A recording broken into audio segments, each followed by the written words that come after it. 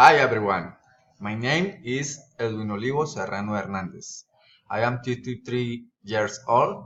I am from Cucuta and I live in this city. I am a nurse and my hobby is play guitar. I live with my wife. We have two kids. Our daughter is Camila. She is beautiful and intelligent. And our son is Aaron. He is very fun and intelligent too. I am a student technology in radiology and diagnostic images. My favorite food is the steak with chicken.